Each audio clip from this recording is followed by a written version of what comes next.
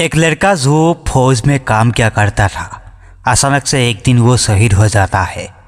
उसके बाद जो फौजी होते हैं उसकी माँ को मेडल देकर सम्मानित करना चाहते हैं और उसे बताना चाहते हैं कि तुम्हारा बेटा शहीद हो गया है। इसके लिए उसकी माँ को बुलाया जाता है और उससे कहा जाता है कि तुम्हारा बेटा शहीद हो गया है, ये उसका मेडल है, आप इसे रख लीजिए। लेकिन माँ उस मेडल को लेने से मना कर देती है और कहती है कि मेरा दिल गवाही नहीं दे रहा कि मेरा बेटा शहीद हो चुका है, वो जिंदा है और वो ज़रूर से वापस आएगा। ऐसा कहकर माँ ने उस मेडल को लेने से मना कर दिया था और वहाँ से वापस लौट जाती है। लेकिन इसके बाद कुछ ऐसा होता है जिसकी किसी ने भी कल्पना नहीं की थी। क्या हुआ था इस कहानी में, इससे आगे पूरी कहानी की सच्चाई जानने के लिए वीडियो को अंत तक जरूर देखें। एक परिवार के अंदर माता पिता है, 2 बच्चे हैं और उनका एक लड़का फौज में लगा हुआ है। जो लड़का फौज में लगा हुआ है उसका नाम है संदीप, जो कि काफ़ी दिनों से आर्मी में काम कर रहा है। तभी एक दिन अचानक से जब वह आराम कर रहे थे अपने कैंप पर, तो उन्हें खबर मिलती है कि एक जगह पर अटैक हो गया है और उन्हें यहाँ से हेलीकॉप्टर से जाना पड़ेगा। इसके बाद संदीप के साथ 4 फौजी और उस हेलीकॉप्टर में बैठते हैं और वहाँ से उड़ान भरकर उस जगह के लिए निकल जाते हैं जहाँ पर उन्हें पहुँचना था, जहाँ पर हमले की खबर आई हुई थी। जहाँ पर हमला हुआ था वहाँ पर और भी आर्मी आ जाती है और आने के बाद उस हमले की सिचुएशन को काबू में कर लिया जाता है। लेकिन जैसे ही देखा जाता है कि संदीप जिस हेलीकॉप्टर से आया था वो हेलीकॉप्टर रास्ते में किसी कारण से क्रैश हो गया है और उसके अंदर जितने भी फौजी थे वो जिंदा नहीं बच पाए हैं। इसके बाद आर्मी के द्वारा उस जगह को ढूंढा जाता है। लगभग 4-5 दिन के रेस्क्यू ऑपरेशन के जरिए उन लोगों का पता लगाया जाता है और उनकी डेड बॉडीज को रिकवर किया जाता है। वो हेलीकॉप्टर क्रैश इतना खतरनाक था कि उसमें किसी के भी बचने की संभावना नहीं थी। तो इसी वजह से सरकार मान लेती है कि इस हेलीकॉप्टर के अंदर जितने भी जवान थे वो सारे के सारे शहीद हो गए हैं। अब उनके घर वालों को बता देना चाहिए कि वो सभी लोग शहीद हो गए हैं। इसके बाद सरकार सभी जवानों के घर पर उनकी डेड बॉडीज़ को भिजवा देती है। लेकिन इस हेलीकॉप्टर क्रैश में संदीप की डेड बॉडी उन्हें नहीं मिली थी। वो उसको भी शहीद घोषित कर देते हैं और उसके घर पर इस बात की खबर भिजवा देते हैं। यह बात जैसे ही संदीप की माँ को पता चलती है तो उसका दिल इस बात को नहीं मानता है कि उसका बेटा शहीद हो चुका है और अब वो इस दुनिया में नहीं है।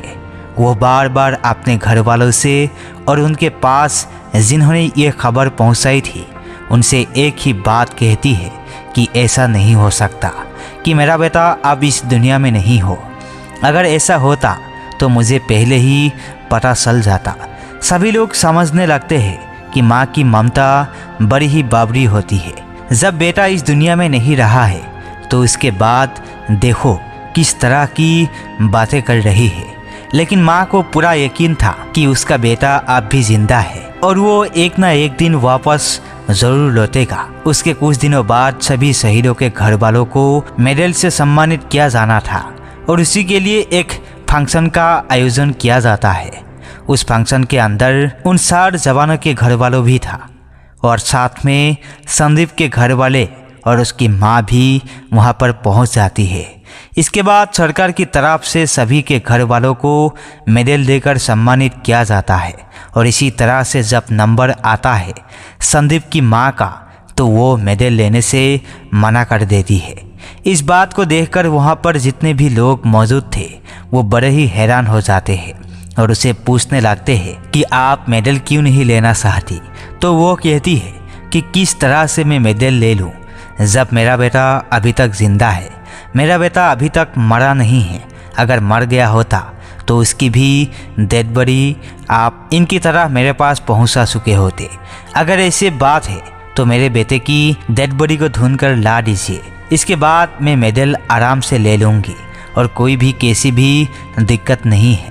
ऐसा कहकर संदीप की माँ वहाँ से अपने परिवार को लेकर वापस चली गई थी।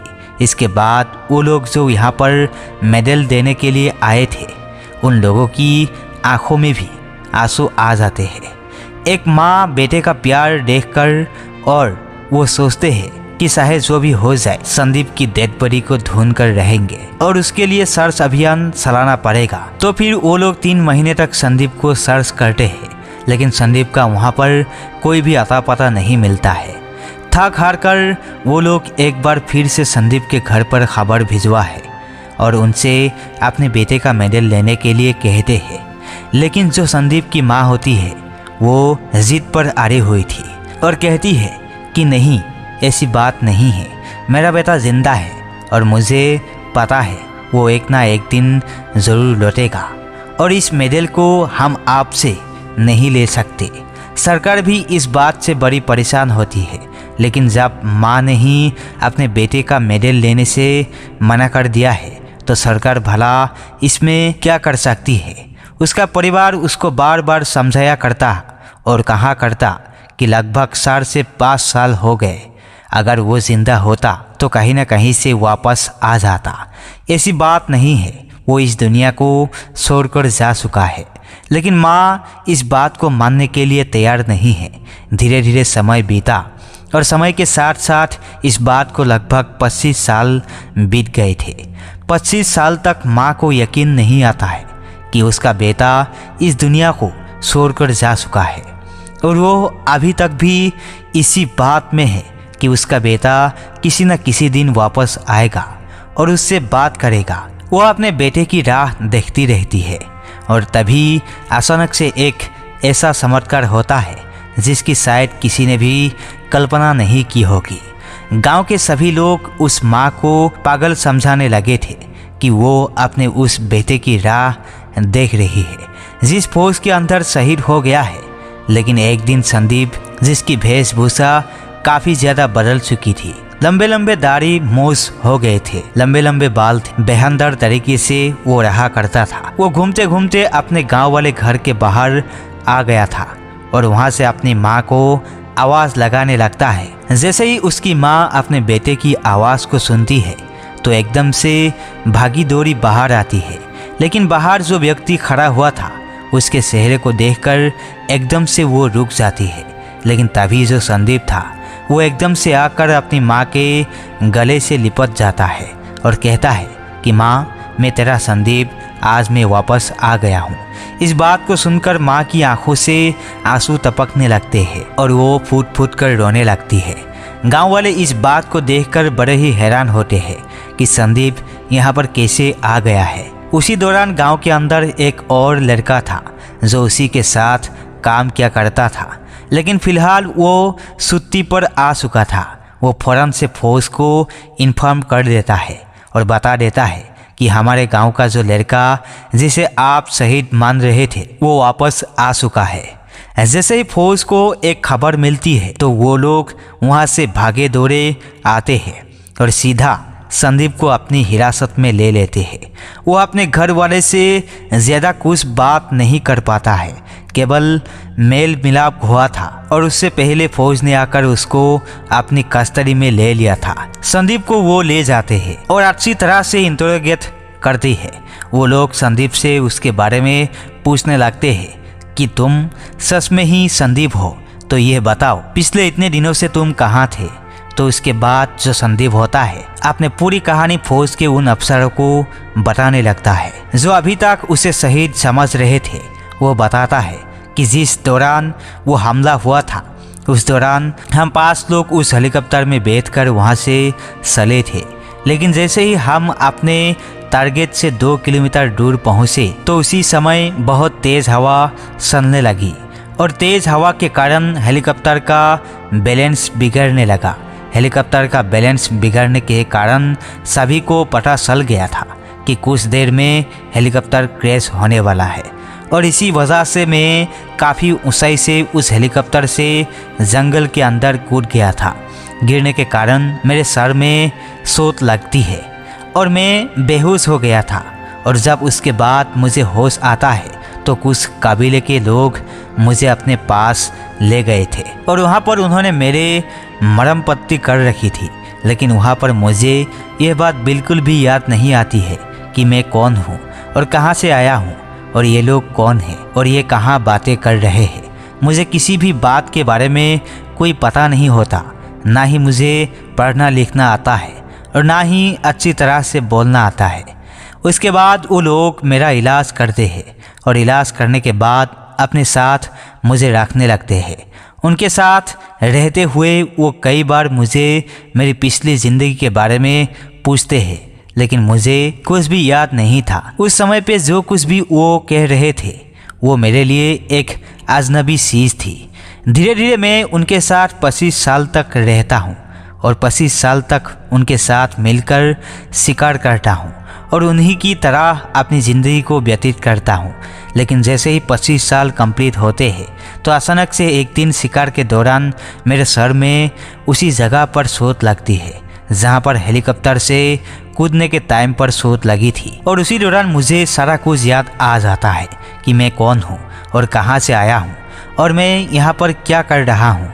मैं उन लोगों को अच्छी तरह से जाना पहचाना करता था और उनकी भाषा भी मुझसे आया करती थी। मैंने जब उनको बताया कि मैं इस तरह से हेलीकॉप्टर से कूद गया था और मैं इंडियन आर्मी का जवान हूँ, तो उन लोगों को इस बात को सुनकर बड़ी खुशी होती है और वो लोग कहते हैं कि ठीक है, अगर ऐसी बात है तो आप अपने घर चले जाइए। उसके बाद मैं जंगल से निकलता हूँ और जंगल से निकलने के बाद सीधा अपने गांव पहुँच जाता हूँ। गांव आने के दौरान मुझे बहुत कुछ सहन करना पड़ा, लेकिन जैसे तैसे करके मैं अपने गांव तक पहुँच गया और वहाँ से आप लोग मुझे अपने साथ ले आए। अब इस बात को सुनकर पहले तो फौजियों को इस बात पर विश्वास नहीं होता है, लेकिन जैसे ही उस टाइम के हिसाब से उसकी तहकीकात की जाती है तो पता चलता है कि यह वही संदीप है जो उस टाइम पर फौज में काम किया करता था और हेलीकॉप्टर क्रैश के दौरान इसकी बॉडी तक भी नहीं मिली थी। तो फौज वाले इस पर विश्वास करते हैं, लेकिन इसकी बात को क्रॉस चेक करना चाहते हैं। उसके बाद वो संदीप के साथ उस कबीले को ढूंढने निकल जाते हैं जो कि ज़्यादा दिन तक जगह पर नहीं रुका करता था और जंगल में इधर उधर भटका करता था। लेकिन 25 साल तक जब संदीप उनके साथ रहा था तो उसे पता चल गया था कि वो अगला ठिकाना कहाँ पर बनाएंगे और यहाँ से कितनी दूर जाकर वो ठहराने वाले हैं। उसके बाद संदीप फौज वाले को अपने साथ लेता है और वहाँ से उस कबीले पर पहुँच जाता है जिस कबीले के अंदर रहकर उसने 25 साल बिताए थे। वहाँ जाकर जैसे ही कबीले वाले फौजियों को देखते हैं तो एकदम से लड़ाई करने के लिए तैयार हो जाते हैं, लेकिन संदीप उनकी लैंग्वेज में उनसे बात करता है और बात करने के बाद उन्हें रुकने का इशारा करता है। फौज के आला अधिकारी अपने साथ एक ऐसा व्यक्ति भी ले गए थे जिसको उन कबीले वालों की भाषा आती थी और वो उनसे बात करते हैं और बात करने के बाद पूछते हैं क्या 25 साल तक ये व्यक्ति आपके ही पास था। तो वो लोग इसी कहानी को उन लोगों को बता देते हैं और कहते हैं कि 25 साल पहले ये हमें फलानी जगह पर मिला था और उसके बाद इसे कुछ भी याद नहीं था, लेकिन 25 साल बाद एक दिन शिकार खेलने के दौरान इसे सब कुछ याद आ गया और उसके बाद इसने अपनी पूरी कहानी हमें बता दी और वो यहाँ से जाने के लिए बोलने लगा। मिलिट्री को ये कन्फर्म हो गया था कि जो संदीप है वो बिल्कुल सही कह रहा है और वो कहीं भी किसी दूसरे देश की गिरफ्त में नहीं था, क्योंकि अब तक मिलिट्री को ये शक था कि कहीं ऐसा तो नहीं संदीप इतने दिनों किसी दूसरे देश में रहकर आया हो और वहाँ का जासूस बनने के बाद ये हमारे देश की इंफॉर्मेशन निकालने के लिए दोबारा से यहाँ पर आ गया हो, क्योंकि अक्सर ऐसा होता है दोस्तों। फौज के अंदर यह नियम और कानून होते हैं, अगर कोई फौजी फौज से गायब हो जाता है तो उसके बाद उसको अच्छी तरह से इंटरोगेट किया जाता है और देखा जाता है कि कहीं ये दूसरे देश का जासूस तो नहीं बन गया है। ऐसे ही कुछ संदीप के साथ हुआ था और उसके बाद उसे उसके घर वालों के पास छोड़ दिया जाता है। जैसे ही संदीप अपने गांव में आ गया था तो सभी गांव वाले को ये बात पता चल जाती है और सभी लोग उसकी माँ की वाहवाही करने लगते हैं। कहती है कि माँ हो तो ऐसी हो जो 25 साल तक अपने बेटे को नहीं भूली। इस टाइम उसकी माँ की उम्र लगभग 76 साल है। 76 साल तक भी वो रोज़ अपने बेटे को याद किया करती और सोचा करती कि किसी ना किसी दिन मेरा बेटा वापस लौटेगा और मुझसे बात करेगा। आज उसका ये सपना पूरा हो गया था और इसी वजह से वो खुशियों के साथ अपना जीवन व्यतीत करने लगते हैं।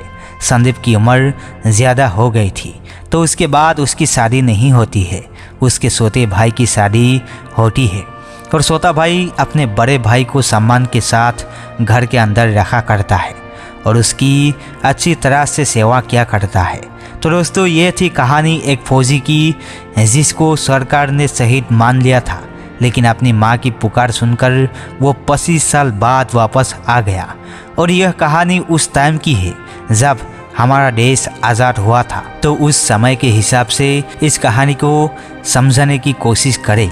बाकी आप जो भी कहना चाहते हो इस कहानी के बारे में, आपकी राय कमेंट सेक्शन में लिख सकते हो, लोगों के साथ शेयर कर सकते हो। मिलते हैं किसी नेक्स्ट वीडियो के साथ, तब तक के लिए जय हिंद, जय भारत।